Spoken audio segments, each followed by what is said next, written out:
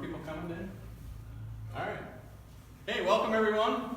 Glad you could make it. And I got chewed out for being so early in the morning, which I thought 10 o'clock was kind of late.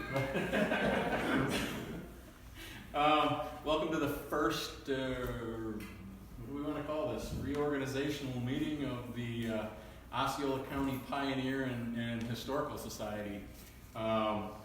So our intention is to basically resurrect a defunct organization that once existed, that was started by the original pioneers of Osceola County. And hopefully some of our historians in the room can shed a little more light on the original organization, and hopefully we can put together some ideas to carry on with a worthy organization. Our intention is to partner with a lot of the smaller local historical societies. We've got representation from the Everett Area Historical Society in here. The Marion area has a historical society.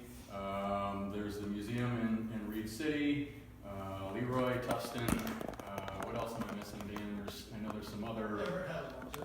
Yeah, that was the first one I mentioned. Hershey's starting up again, but it'll be another 100 years maybe. Yeah, so the idea is not to overshadow those organizations, but partner with them and produce. I think one of the ideas, just to start out with, would be something along the lines of quarterly meetings, and they would be informational and educational, and there in that lies partnering with some of those smaller historical societies in the area to come up with programming that's relevant to the county, but also maybe very relevant to their neck of the woods in the county. So I do want to mention some of the notable historians, Osceola County historians that are in the room today. One being Roger Elkins up here, and another being Dan Barber back there, and probably the man who has put together the most history on Osceola County that I've ever delved into myself is Jim Litton in the back of the room back there, who has his books along with him. And if you don't own one, you need to. I'll tell you that right now. That is you have the premier history of Osceola County right there, sitting on that table. Just to, first couple of the things we're going to have to do is form an organizational committee who will basically just draft some bylaws. We really don't have an organization right now, but we're going to do this. We need to form an organization, so drafting bylaws, electing officers, those will all be things down the road. I think drafting bylaws should be the first thing that comes along. So with that said, if you, I am going to put up, sign up, I know there's the sign up sheet that you signed in on. By the way, did everyone sign in? Yes. Is anyone not signed in on the sheet there? If not, we need to pass that to anyone that hasn't had the opportunity to sign in yet. But at the end of the meeting, if you are interested in serving on the organizational committee, please, I'll have that just back on the table back there, and just provide me again your name and maybe just an email address. I can reference back to the other sheet for a phone number or anything. But if you're interested in sitting on that organizational committee and helping draft bylaws and a purpose, please sign up on that, and we'll get that rolling as soon as possible. I guess sharing information about the progress of developing this organization will be through social media, as probably most of you found out about this. And then if I have everyone's emails, we'll also do email blast out to everyone that prefers just to use email. So any questions on any of that, or comments that anyone would like to make? Again, I think just looking at this big picture right now, what we would look at are just potentially doing quarterly meetings. I guess my vision would be eventually to get to the point where we could hold meetings in different corners of the county. Right now, I'm employed by the city of Everett, so this facility right here, I typically have access to it, so this is an easy place for me to get a hold of and hold a meeting here. But like I said, I would eventually like to hope that we could travel around the county and hold meetings in different locations. Maybe I can have the schoolhouse open house. Yeah, maybe. Yeah. Take a class in the past. There you go. And with all that said, I would like to introduce our first guest speaker, Delos Blodgett. Rogers? Tires.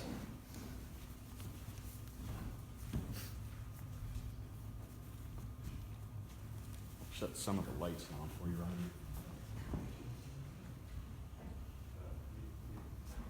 First off, probably most of you know this person, or it's not person, Mr. Peabody that you see up there.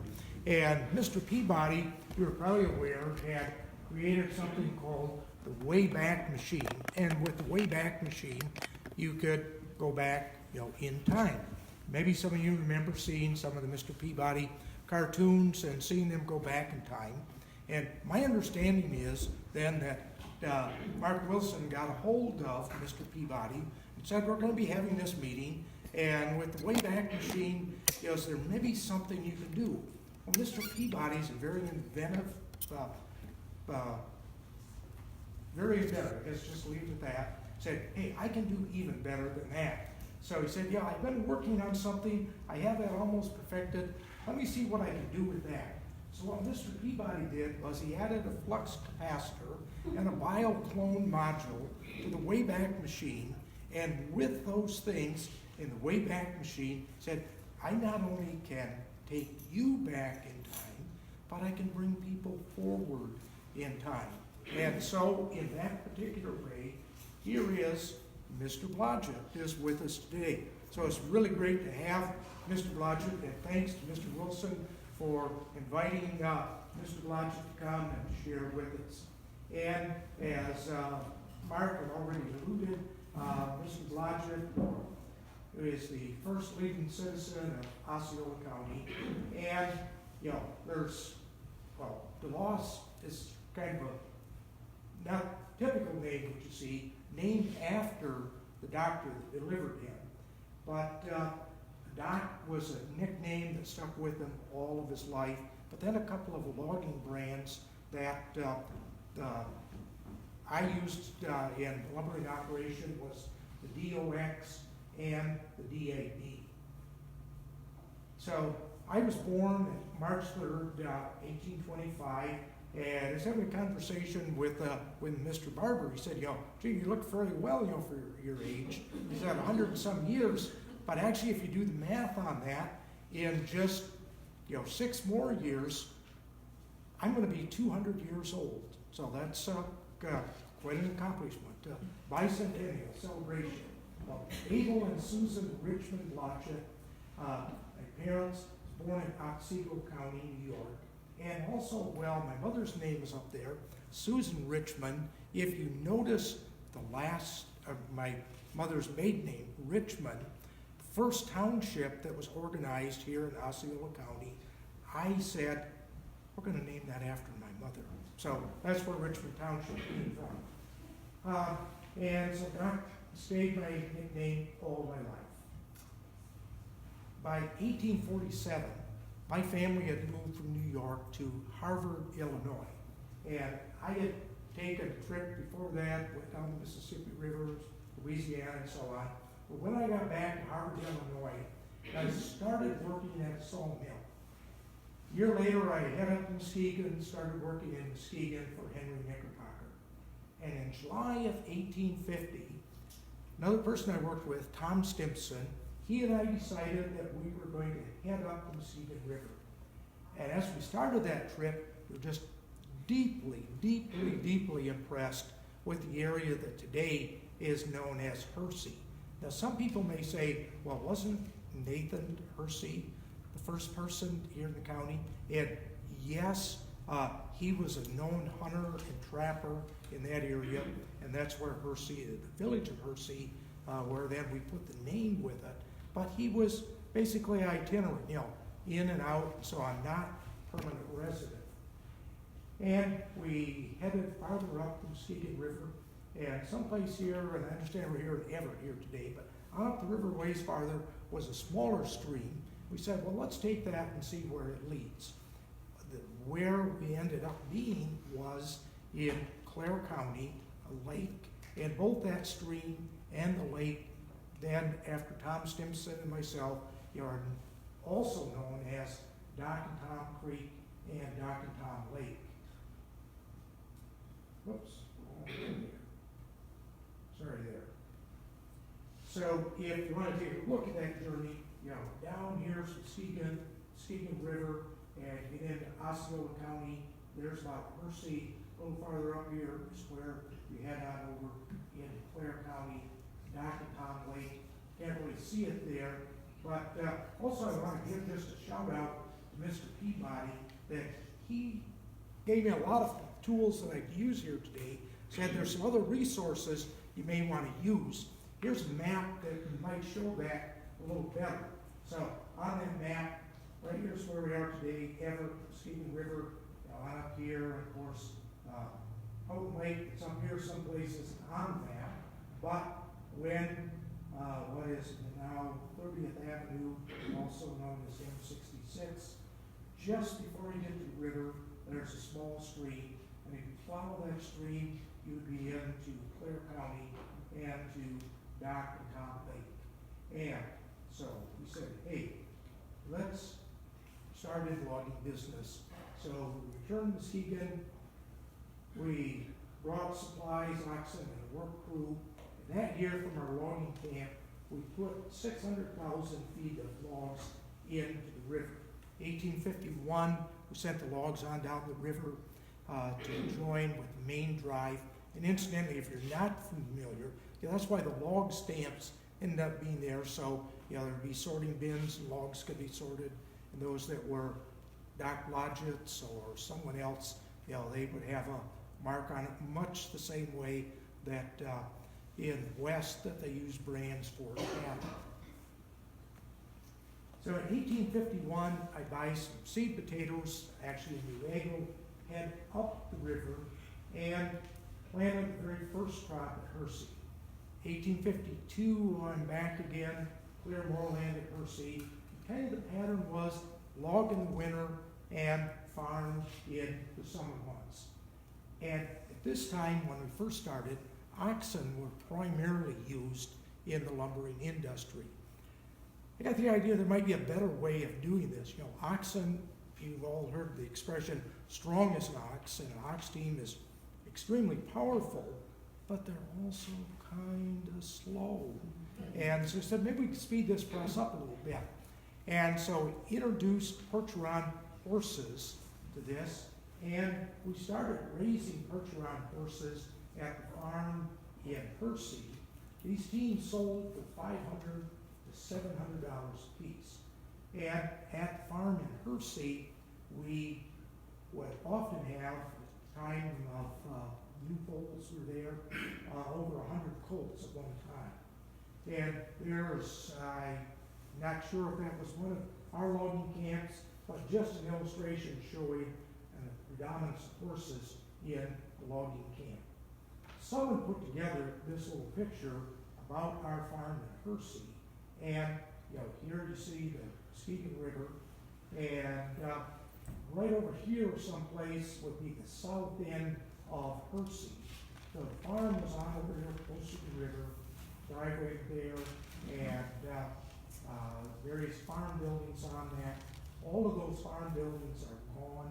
Someone had pointed out, though, of those buildings that were there, dismantling those, several additional barns were built at other locations, primarily in Osceola County. But it wasn't just the horse, but, it became a friend of mine, Ephraim Shea, was up to Cadillac, came up with a better iron horse, and it was named after him, Shea locomotive, and our logging operation purchased one of those. This one here ran on Clam Lake, and I forgot now what all the initials were there. But, well, anyway, you see, our names on the side of the locomotive.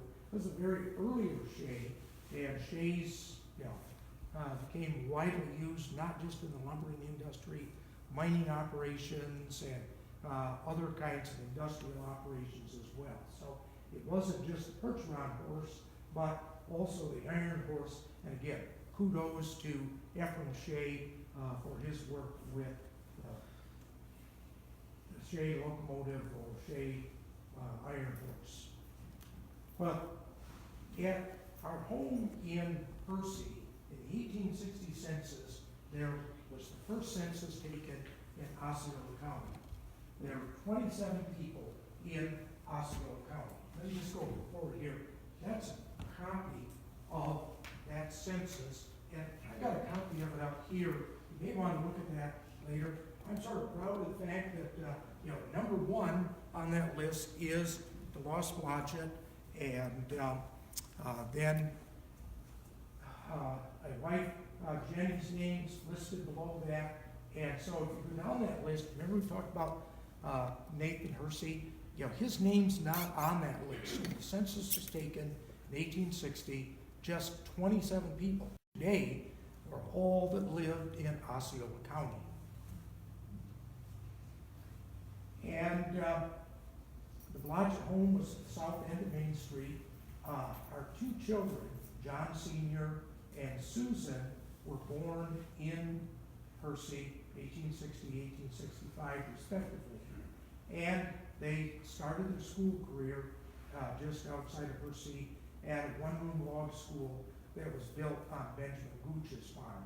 And again, if you were to look at that list, I can't read it from there, but number 27 on there is Benjamin Gooch, and he was later married, but in this particular census, his bride, was not there in 1860, here a little later on the scene. And there's Benjamin Gooch. And his farm is just around the corner from where our farm was. So a few Osceola County first. The very first crop in Osceola County was something that I planted there, potatoes. First election, 1861, was at our home. First grist mill in Osceola County was myself and Mr. Schofield responsible. I served as the first postmaster, the first supervisor. The very first fair was at our farm there in Percy. Later, the Fair Association purchased ground here in Everett, and fairgrounds for Osceola County remains here in Everett. I'm kind of proud of the fact that they saw fit to put my name on one of the buildings there, as well. And if you ever noticed that, please take notice. So, and the first courthouse happened in Hersey again, due to some of our efforts. And the very first mill in Osceola County was on the Hersey River. Kind of a crude picture of it. At some point, we got the idea, we cut these logs down, send them down the river. They saw them into lumber. If you want to buy some lumber, it comes from Muskegon back to here. We can maybe short circuit that a bit. And so we started milling lumber here, as well. And there's a little later postcard that someone came across. It's maybe a little better picture of the old sawmill, and you have to kind of, either lay on your side or stand on your head. If you want to read that, the postcard says, "Send me 2 sets of the floral Easter cards, also 1 set of the ones with the Easter lilies, Jesse." So I don't know if Jessie ever got those postcards. Some of you may know Jessie, and if she didn't get those cards, if you could help her out, I'm sure she would appreciate the fact that she was able to get those cards. Got a few months here for Easter. Now, unfortunately, though, Easter moves up and down in the calendar. So I haven't looked at a 2020 calendar to see when Easter's going to be, but, you know, if she needed those cards, I hope she gets them. Okay, here was the first schoolhouse in Osceola when it first opened, and when John and Susan started attending school there. But that was on the corner of Benjamin Gooch's farm, and it was later moved to the fairgrounds here. And I believe that this picture was taken after it had been relocated to the Everett Fairgrounds, and it was school district number 1 in Richmond Township, first schoolhouse in Osceola County, and so it was removed to what was known as Pioneer Park in Everett and 6. Now, I'm not sure if there's enough old timers in here that recall having been to things that happened. You know, meetings like this might have happened in that schoolhouse.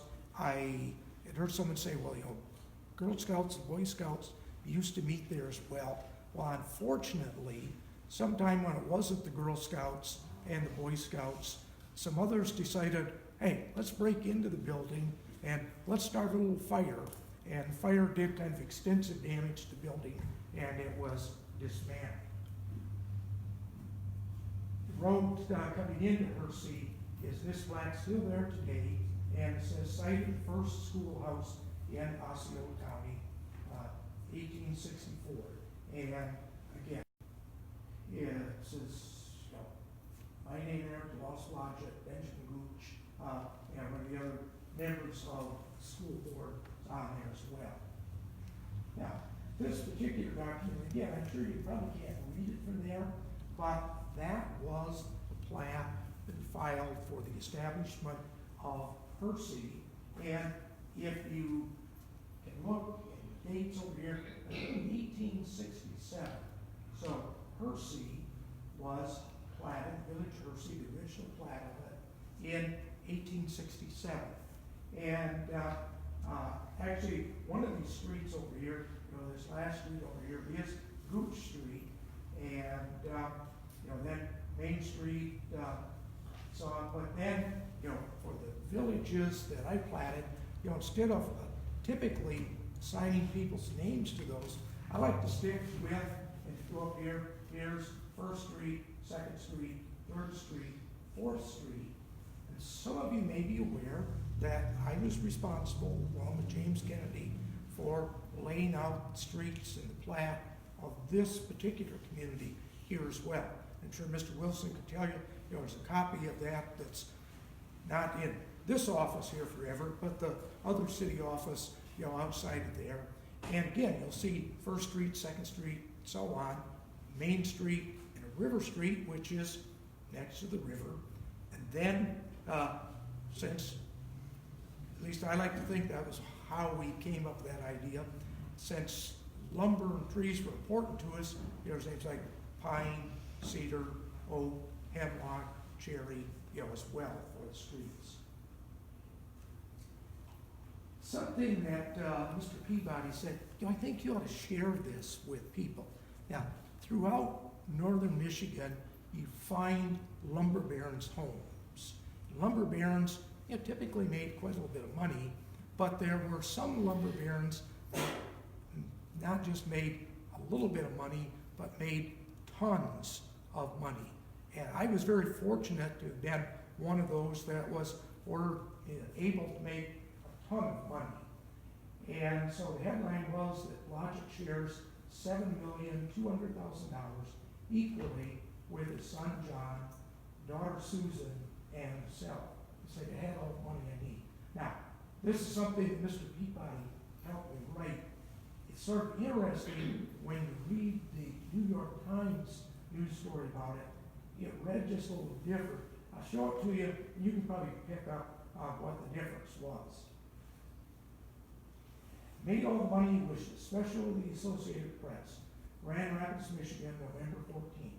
DeLoss A. Blodgett, a prominent businessman, has surprised the community by retiring from business and dividing his estate of $7,200,000 into 3 equal parts, giving one to his son, John W. Blodgett, one to his son-in-law, Edward Lowe, and his wife, and retaining the other third for himself. The reason is that he made all the money he desires and wishes no further business cares. I'm just saying, did you pick up on any difference between this one and what they said? So if you female of the species, and you received an inheritance, your name's not going to be there in 1892. It's going to be your husband's name and his wife. So, well, Mr. Peabody said, you ought to put that in context. $7.2 million is a lot of money, but in 2019, it's worth even more.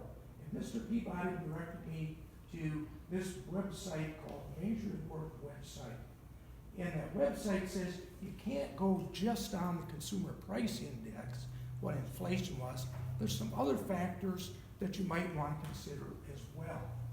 If you did this just on the consumer price index, 7.2 million is worth 193 million today. If you do it on the gross domestic what's the stand for? Product. That's what I was thinking. It's worth 1.6 billion. If you do it as a relative share of the gross domestic product, it's worth almost $8 billion today. So, I was considered one of the three, you may have heard of him, and another lumberman from the Detroit area. Now, I think this is sort of interesting. Mr. Peabody told me there was a story in the Michigan newspapers. Well, he said it's on the MSN network or MSN.com, whatever that is. Maybe some of you know. But anyway, the story was the richest person in each of the United States. And in Michigan, it was the Meyer family, says, and they're worth today $7.1 billion. So, if you compare using this relative share of the gross domestic product, I was better off than what the Meyer family is. So, for whatever that's worth. Well, green gold is what we often refer to the lumbering industry. Michigan timber outvalued California gold by more than $1 billion, with a value of $13 per 1,000 board feet. Now, I don't know if any of you bought lumber for projects here today, but for $13, you're not going to buy 100 board feet of lumber today. The exact value today for that would be somewhere between $1,000 to $2,000, the retail value for 1,000 board feet. So that's what our house looked like, the original house here, the end of the street in Hersey on Main Street. Unfortunately, one of my family members got a little agitated, and remember I was talking about the kids that torched the school building here? Well, my relative said, I'll get even with Doc, I'll torch his house. And he did, and poof, it went up in flames. And and he has Jim here later, he can probably tell you a little more about that if you're interested in some additional details on that. Did rebuild the house, that's not the house, so let me just, I thought I had it in there, yes I don't.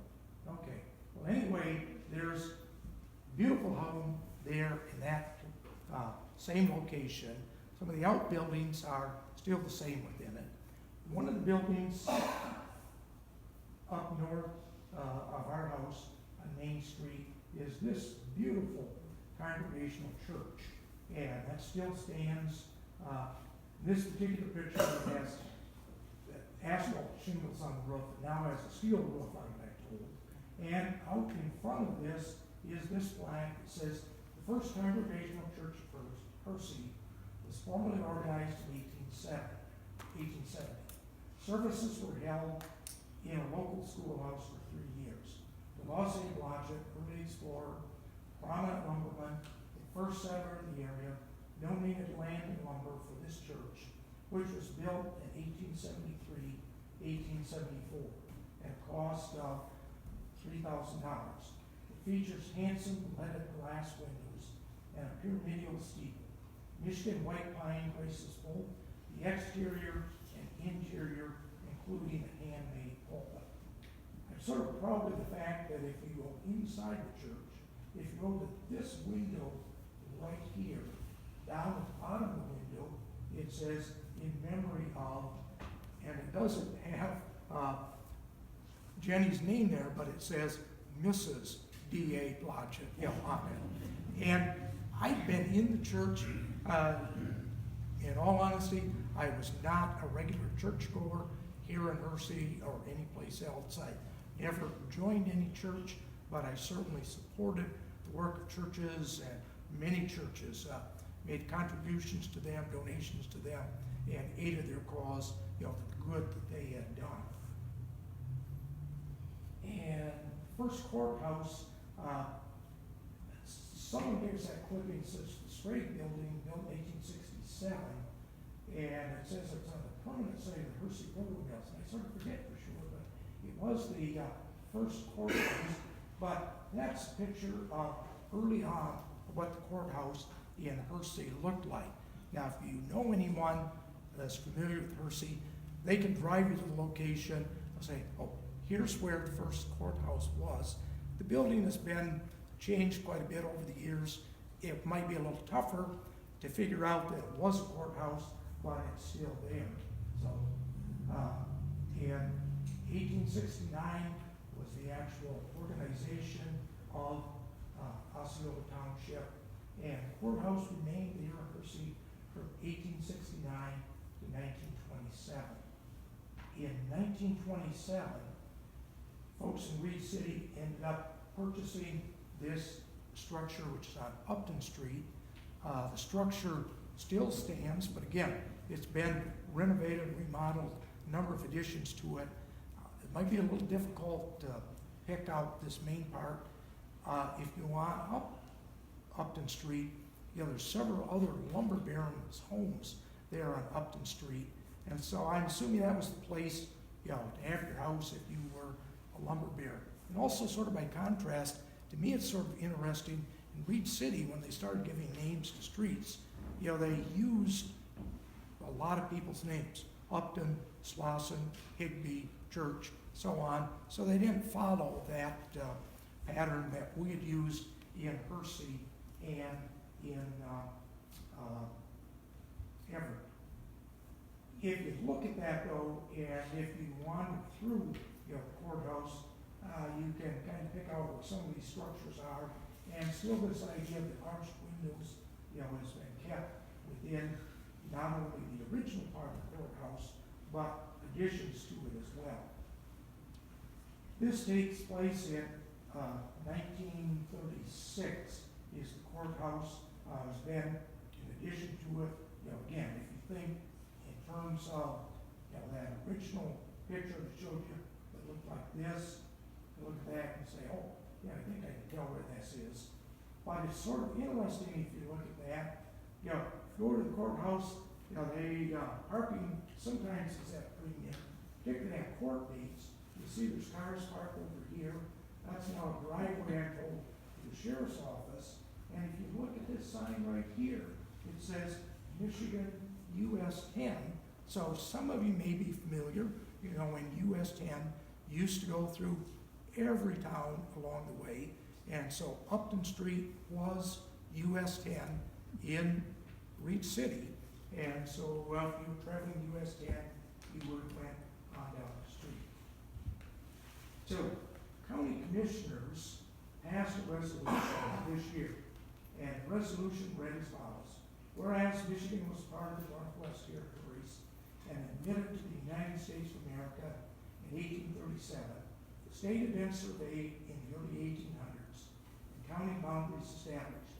Only counties in the southern part of the state were organized.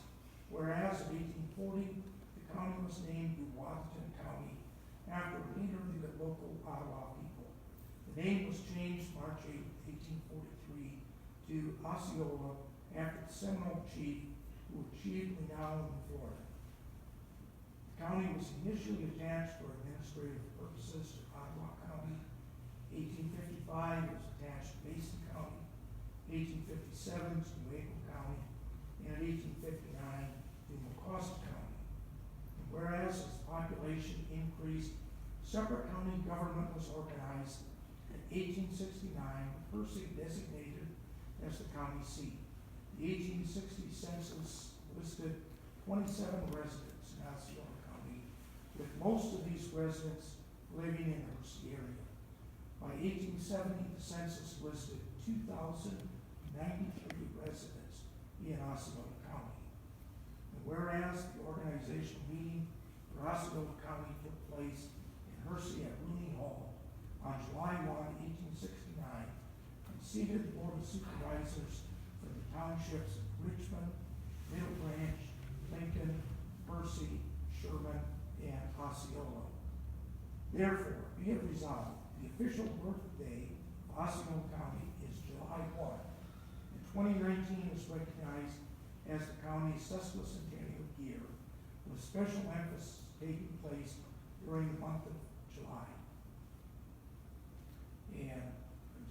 And that particular resolution here too, also just sent that out here if you're interested in taking a look at that.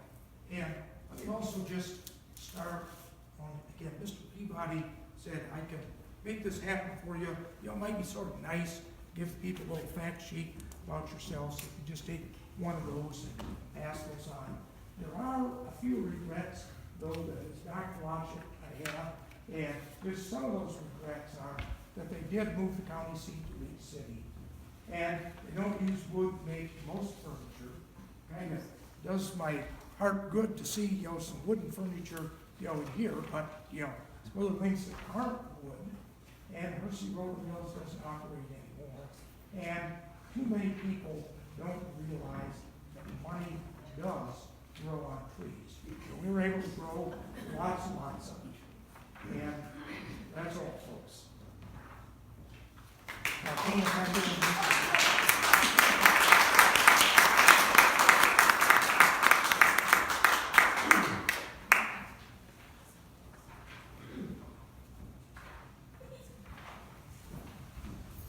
Thank you. Mr. Blodgett, thank you very much. Okay, I hope everyone enjoyed that, and next up I would like to invite Jim Latine, and I'm sure Jim is going to provide us with some great historical information on Osceola County, along with some information on his book.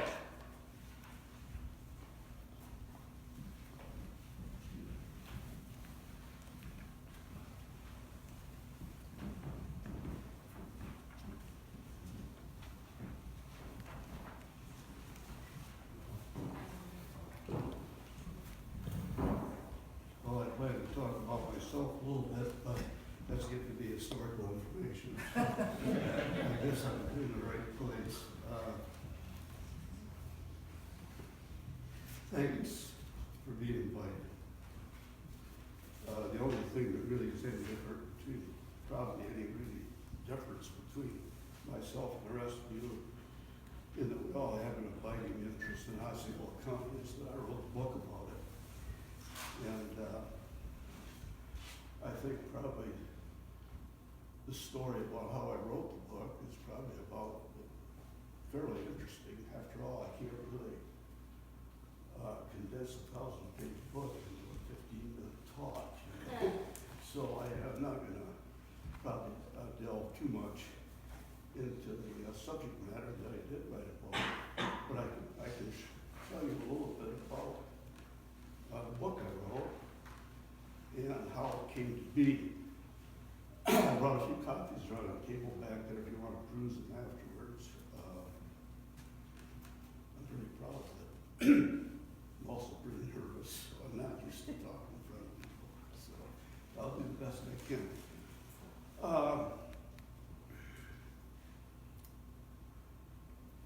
Back in the 90s, I I've done quite a few things in my life. I've never had a career, but I've dabbled in a lot and committed myself for short periods of time to a variety of things.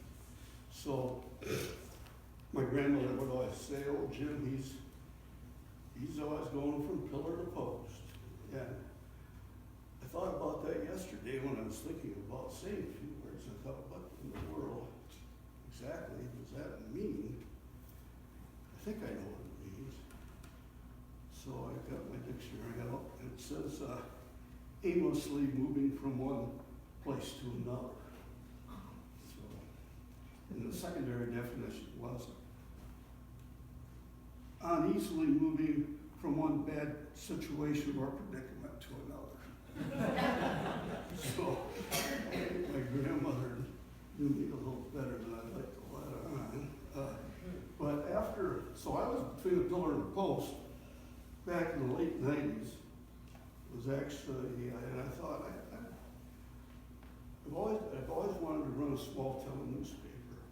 And I live in Marion, and I've lived there most of my life, but I've also lived in a myriad of other places. So my life experience is not limited to northeast Osceola County by any stretch of the imagination.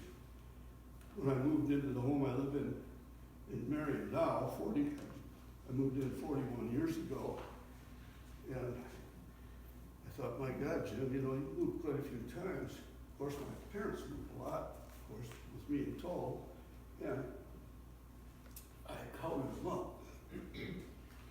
And it was the 50th time I moved. And I think I was 33 or something like that at the time. So I got around pretty good. But I was a hometown Marion boy. That's where my life began. And I was back there after a lot of displacement, shall we say. And so I began, and I've had some journalistic experience. I actually taught journalism in high school, and had written quite a bit for various newspapers, but never without a permanent commitment of any kind. So in the August of '97, I began a newspaper designed to be a short 3-year run. And I was upfront about that from the beginning. I didn't want to, again, commit myself to anything that I wouldn't be happy with. So I began a tabloid paper on a shoestring budget. I had $300 when I started it. And 3 years later, I had $300. So it paid my way. And I've been forever thankful for the community for supporting me. I'm fairly well liked, not completely, but fairly well liked in the community. And I supported my newspaper myself. I had volunteer writers. It was a monthly, so I wasn't under the gun to come out every week like a lot of papers, and so I could catch my breath after an issue. And do all the advertising connections myself, and then start accumulating copy for the next issue. And I'll tell you, the paper really took off. It was very successful. I called it the Marion Millennium. And the idea was to go from '97 right up until the year 2000, which we did. That's how it worked out. And to this day, it remains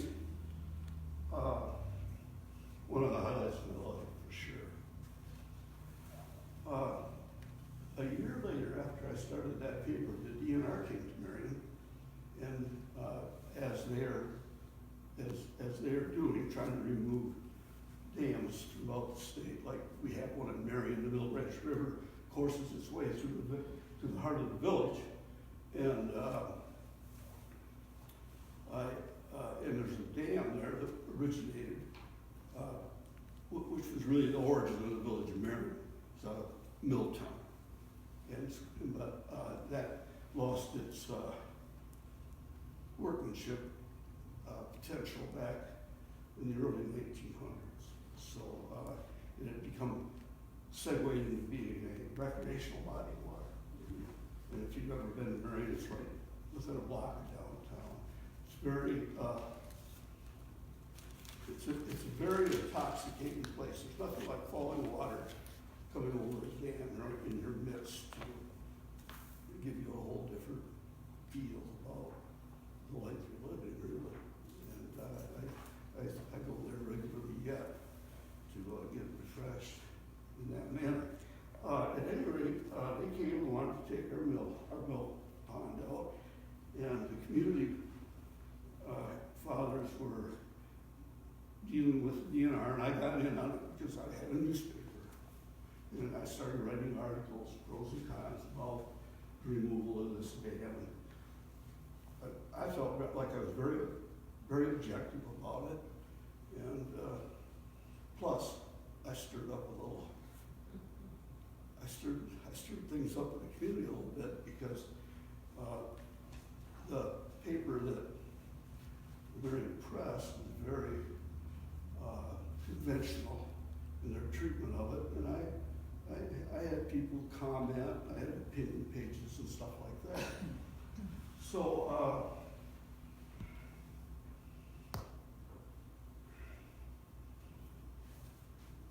as a matter of fact, this is I had a file copy of the Millennium. Like I said, it was a tabloid, like so, and this was the July issue of '98, shortly after the department had come to Marion and told us that the dam was going to be taken out. And Marion no pond threatened, wants to know. And then I have a lot of local news like sports and school news, opinion pieces. There were some people in the community that thought they were writers, so they had a little literary section, to keep everybody happy. Well,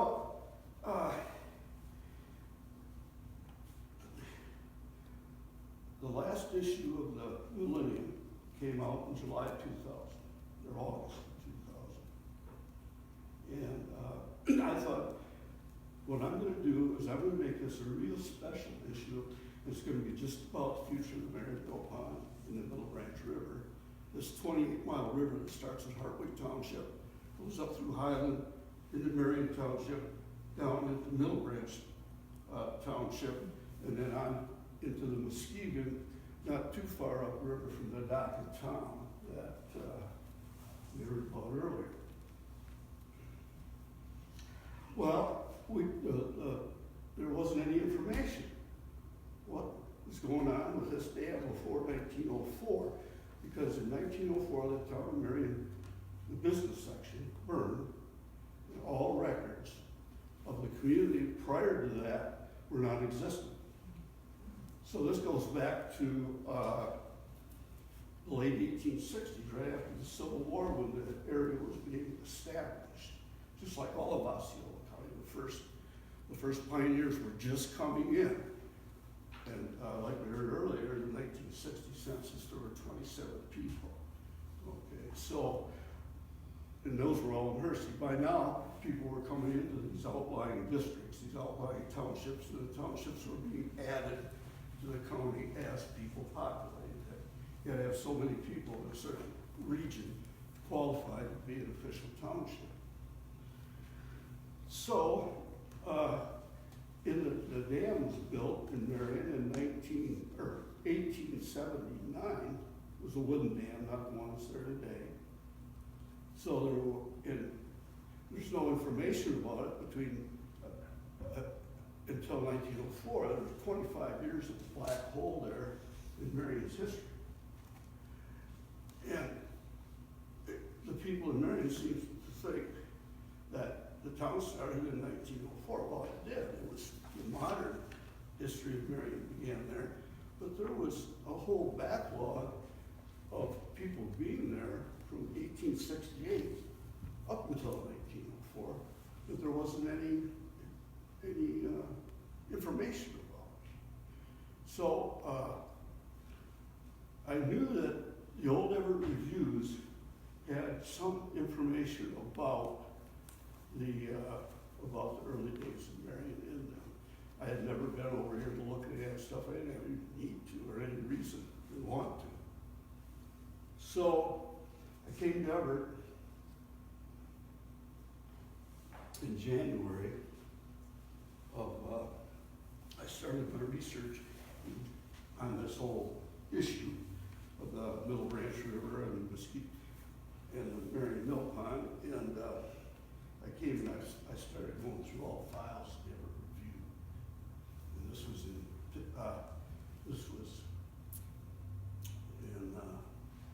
January 2000. And I came out with this. It's really a cat copy, but this is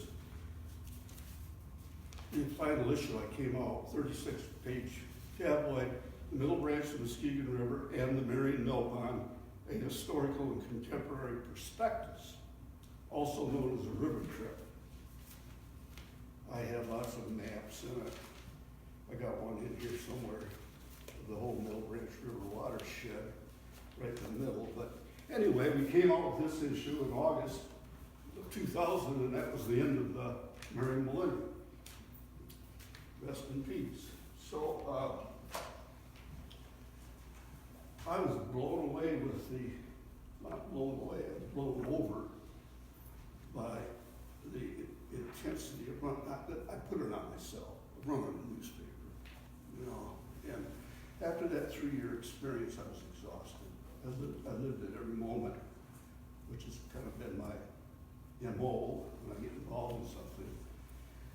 And I thought, well, get the hell out of here. And I left and went to the plains, we call it, over in Marion, and I cut firewood for 3 years, and by myself, and took care of my needs that way, both my financial and well-being needs, because you know when you get so narrowly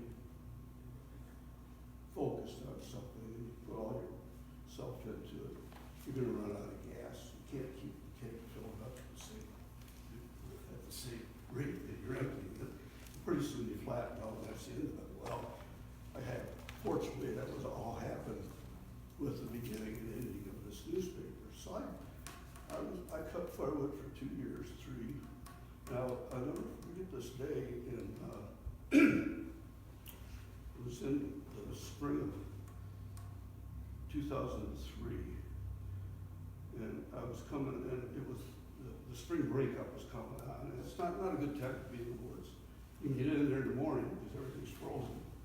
Sometimes you can't get out in the afternoon, especially if you had a melt. The sun's been brilliant, like it can get in March. And I was down on the river flats in Muskegon cutting, I remember, and I had a good load on it. It was a good thing because it was real slippery getting up out of that flat, up on the high ground. And I remember I pulled up out of there, pulled up in the middle of this clear cut 40. Got to take care of the turtle warblers, you know. And I pulled right into the middle of that 40 and sat there, and it was just this brilliant day. The sun on the trees, conifers, on the white snow on the conifers in the distance glittering. I just stopped my truck and just sat there. First thing I said to myself, this is the last little load of wood I've ever hauled. I remember saying that. So I thought, what are you going to do now, Gene? You know, first thing I thought was, Jim, you're having an epiphany. You waited your whole life for what? Here it is. What the hell are you going to do? And I sat there, and I thought, well, how much time do I have left? That was the first thing. So I became, probably for the first time in my life, became acquainted with my mortality. You know, I wasn't going to be able to run around like a kid and cut firewood my entire life when I needed to get away from society or whatever. What are you going to do? Well, the first question I asked myself was, how long are you going to live? But, well, I thought, well, I'm 60, and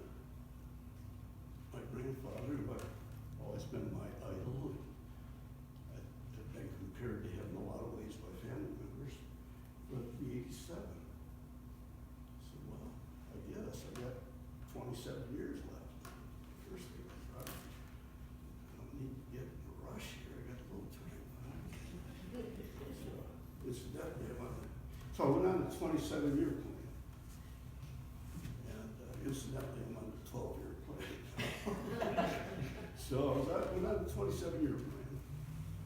And about that time, you know, I could feel my tank had filled up again, and I was ready to engage in something of some import, not just something to do just for the sake of having something to do. I wanted it to mean something. Well, what had happened when I came to Everett to research the history of the Marion Mill Pond and the Muskegon River is I stumbled across so much information about this county, and particularly about the northeast quadrant where I was, where I live. And the more the review started in 1871. When that train came down that track, and this is on this side, this is on this side, it's over here on this side, came down that track in 1871. The Everett Review took off later, not too much later, it was right on the heels of that. And every one of those newspapers are intact except the first one. And they're all on microfilm, and they're all in the Historical Society over here. And I developed a wonderful relationship with the little Hodges, the Queen Bee historian of Osceola County. And she nurtured me quite well on my, because this is my first foray into historical research. I don't know anything about it. She really held my hand in that first few months that I was over there researching on this mill pond thing. And I'll never forget when I finished that research and got that issue out, and I brought one over and gave it to her. She said, "You'll be back."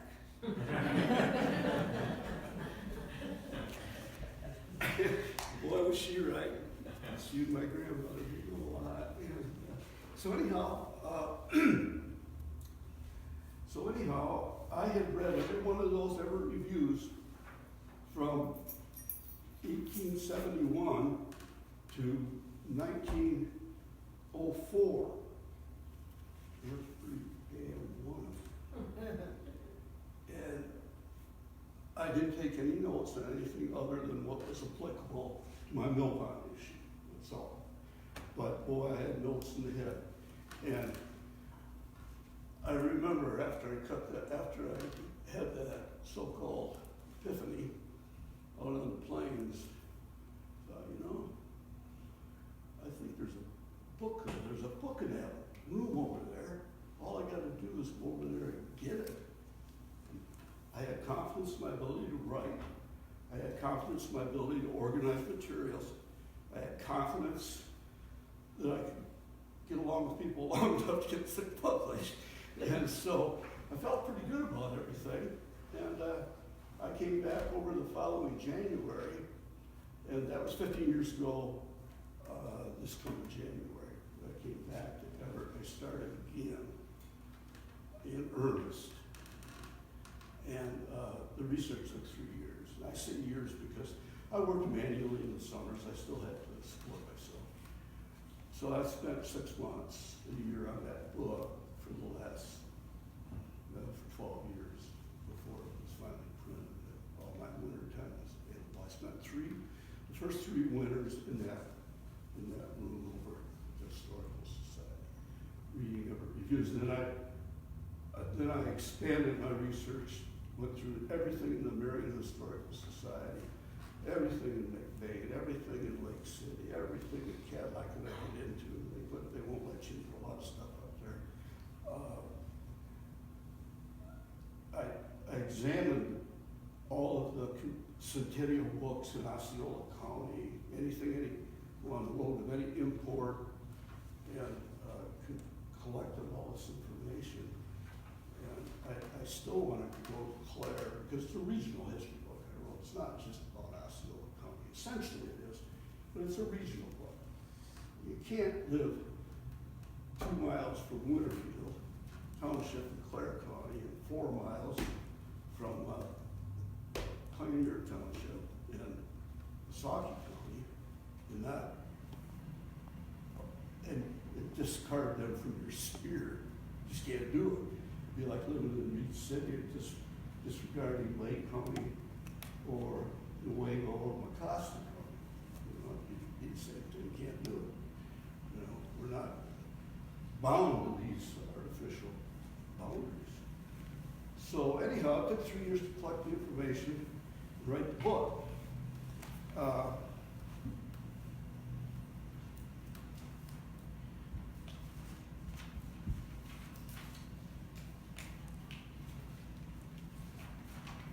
And I'll just quickly mention 3 things that I took away from that initial exposure to Osceola County history over here. First of all, because all of the old Marion newspapers burned up, say, well, first of all, Marion was really the last community in Osceola County to develop, and it's really easy to understand. This railroad came down through here, Flint, and Pierre Marquette, all the way from Flint to Ludington. Pierre Marquette was the name of Ludington initially. And that railroad came across here. The very same year, the Indiana and Grand Rapids in Indiana, this railroad came up from Indiana all the way to the bridge. And the 2 railroads crossed they crossed in 1970 or 71. That created Reed City. Percy had been up and running, the only community in Osceola County that was up and running prior to the advent of the rails. So now, all of a sudden, you've got these little communities popping up along these these 2 railroad lines. Like, I love this little metaphor, like mushrooms on a warm spring afternoon. As soon as the rail came in, there was a rail system came by, now we got a community, now we've got this little town, now we got this little town, you know, all the way on up. Well, that all happened in 1871. Meantime, the Ann Arbor Railroad came all the way from Toledo, Ohio, up through Ann Arbor, Michigan, up through Mount Pleasant, Marion, Cadillac, all the way to Frankfort. That came through in 1887, probably 1889 by the time we got to Frankfurt. So you've got almost 20 years by the time that quadrant of the county had access to rail service. So consequently, all of your commercial needs were long travels by horse and buggy or oxen in some cases from the northeast quadrant to Everett, or that was wrong with me, a little town down the road here, Sears, you know, to get, or later on, because it's just as far from that corner of the county, Cadillac, as it is there. So we were isolated up there. That's actually why Marion got this kind of attitude where the word stepchild, you know. It started way back then, and people still have it. So anyway, the Everett Review became the only newspaper for all of eastern Osceola County until the railroad came through Marion, which created a society which called for a newspaper. So now the Everett Review is the Marion newspaper for all practical purposes for 18 years before Marion had their first paper. I guess it was 18, 19 years later. Well, this is, so, and George Minchin, God love him, if it weren't for George, I wouldn't be here. He ran the Everett Review from the 1880s until about 1925. And he put a call out as soon as he took the review over for rural correspondents to submit their writings to the Everett Review. In that interim of 18 years to well, I don't know how long it was, but anyway, until 1904, until Marion had their own newspaper again, we still got the files. I mean, Marion had a paper beginning in 1889, okay? So until 1889, when they began their own paper up there, Everett paper was the only paper they had. So all these correspondents from Marion, Winterfield, Middle Branch, Highland, Hardwick would all send their information down to the Everett Review. Probably all together there were about 50 or 60 of them. It was just marvelous. First of all, they all used pseudonyms, so they could hide behind those and say whatever the hell they wanted. And that was beautiful. I gave them carte blanche to operate. And they did. You know, and they would disagree with each other, these columnists, and have, you know, and one of my pet projects is I write the books, trying to figure out who some of these people were, if they could give themselves away. Well, so the Everett Review, and then as soon as Marion got a paper in 1889, then obviously all these submissions from that area went to the Marion paper and not to the Everett Review.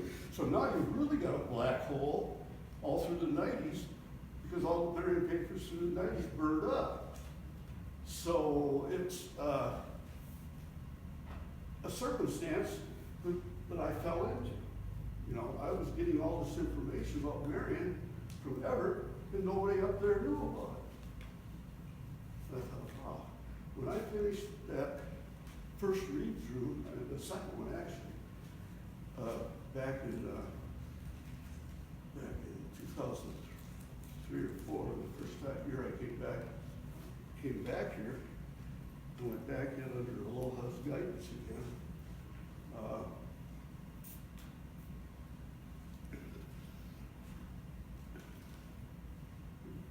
lost my train of thought, sorry.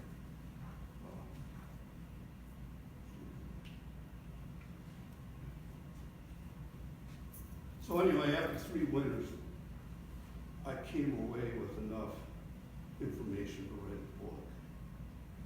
And it took me 9 years to write it. Okay.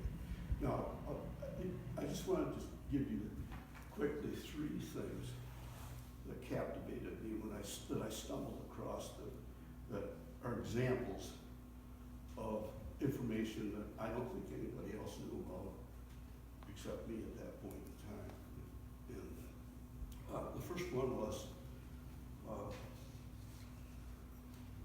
why was this county renamed Osceola? After all, he had never set foot in the county. He never set foot in Michigan. As a matter of fact, he never got any further north than a jail in South Carolina. He was a Georgian, an Alabama, and in the end, a Seminole Indian from Florida. He was in fact a Creek Indian who joined the Seminole Nation and became their leader. Somewhere along the line, Watton's name was changed by the state legislature to Osceola. And nobody that I know knows why. Now, we do know that Watton capitulated to the federal government by signing a treaty regarding the Treaty of Washington, which is the treaty where the land that we're standing on right now was given to the federal government by the Indians that were here. So Watton capitulated, and we do know that Osceola fought the federal government in 2 Seminole Wars as a leader until his demise. And one theory is that Osceola became, he became the darling of the media, believe it or not. The East Coast media loved him because he stood up to the federal government, and he became a media figure. And so he was kind of created by the white man's need to report on his own misdeeds. It's kind of why he was created. And this will blow you away. His name wasn't Osceola. That was his given name when he went through a rite at the age of 16. His name was Billy Powell. Yeah. Yeah, and he was English, Irish, Scottish, Indian, and African. Truly one of the original Americans. Okay, the second thing that I stumbled across was the naming of Marion Township. The naming of Marion Township, and the village of Marion has always been attributed to Mary Ann Clark, the town founder's wife. Well, I found out their name wasn't Mary. Her name was Mary Matilda. And I concluded after an incredible amount of painful research that neither the Marion Township nor the village of Marion were named after Mary Clark, but rather Marion Clark named herself after the town. Now, don't think that did upset a few people. And Marion Township was named for the swamp fox. Francis Marion, the Revolutionary War hero, and you might have stumbled across the movie The Patriot with Mel Gibson. That movie was the portrayal of Francis Marion. He's a backwoods revolutionary. And so that was another thing I stumbled across. And the third thing I stumbled across, get a load of this, the Osceola County Railroad War.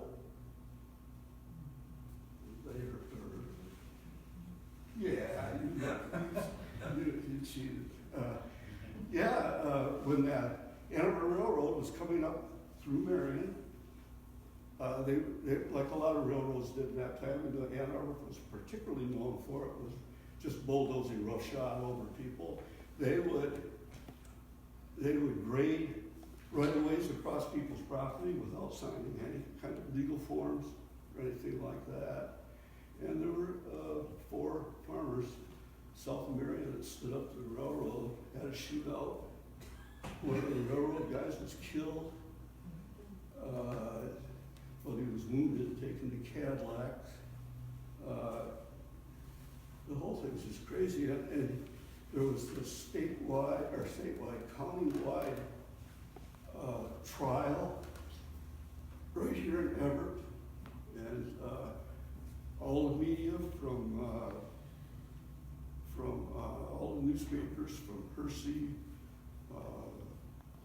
Reed City, Big Rapids, Cadillac, Lake City, Clare, and Farwell all covered this.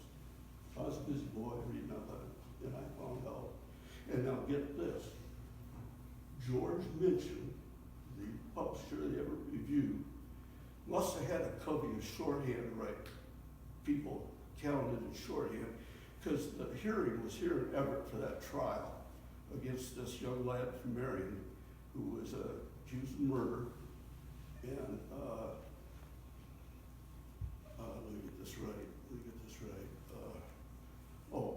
And he took all these shorthanders into the hearing, and they took shorthand of the whole hearing. Then he published a transcript of the whole hearing in the Everett Review. I'm reading this old Everett Review, and what the world is this? Well, it's the transcript of the murder. A transcript? My God. So I was able to piece together through all these newspaper articles and the these newspaper articles together with that transcript, really a nice story, I think, about the outcome of that. I won't go into it any further than that. But how could you not stumble across three things like Osceola and the naming of Marion and this railroad war?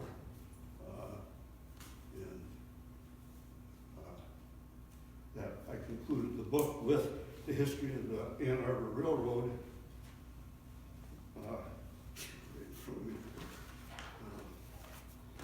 And the book is really a three-book compendium coming to Osceola, a lot of early Michigan history, and then the middle section is the development of the area, and then the book 3 is entitled The Ann Arbor Tunnels.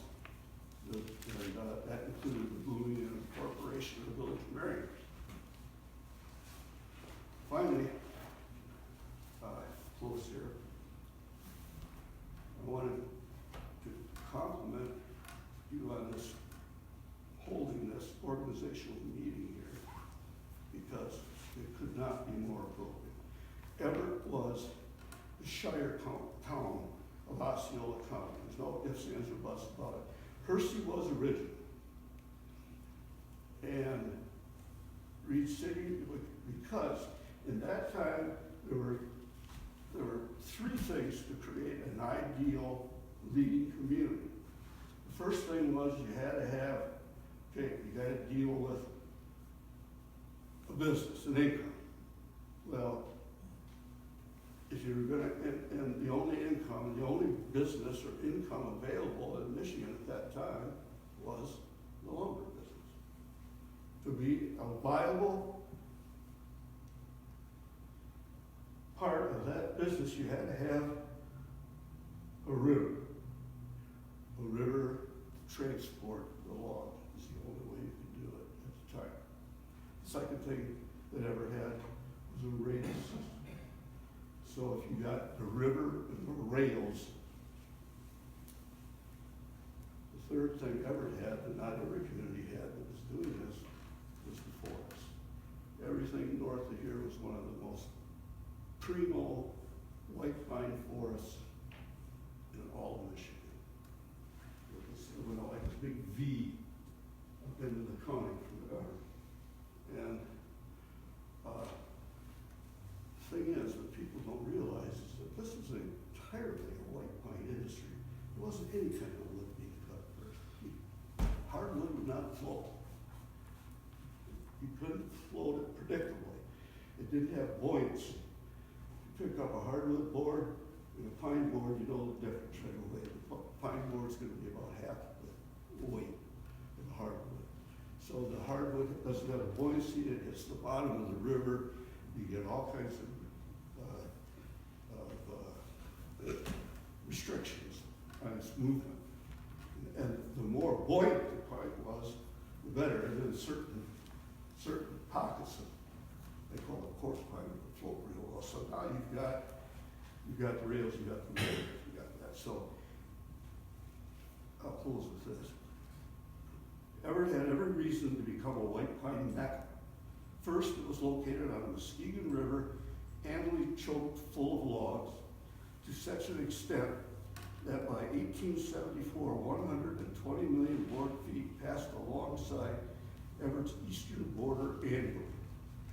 Second, on its doorstep to the north was a great pine forest that rivaled any in the county, reaching into the northern sections of Cedar and Osceola townships. Thirdly, this forest was within hauling distance to steep Muskegon River rollways located along the village's northeast border.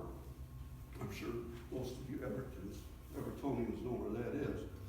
Fourthly, by February of 1874, the river had been dammed along the village's southern border, right down here, thereby providing water power for sawmills springing up there.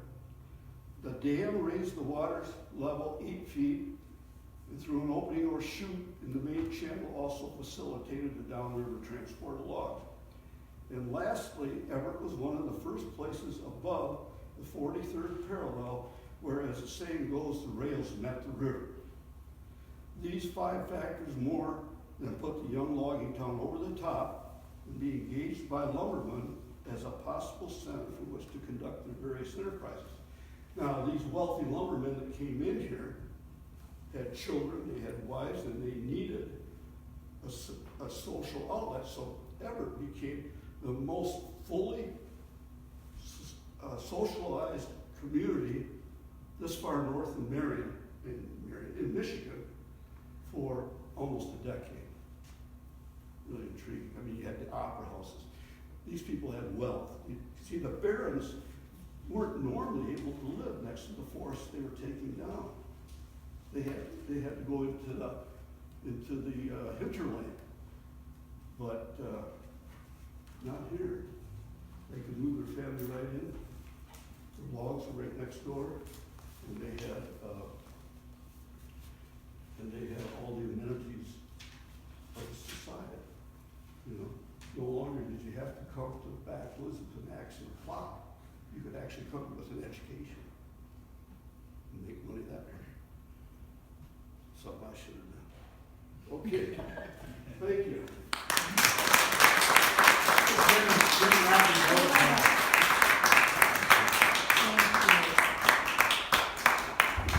Excuse me.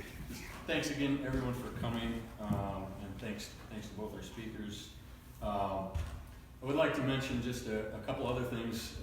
Victoria Martin from the Cadillac News is here, so please, before you leave, at least express to Victoria, what the importance of this is to you, and give her something to write about.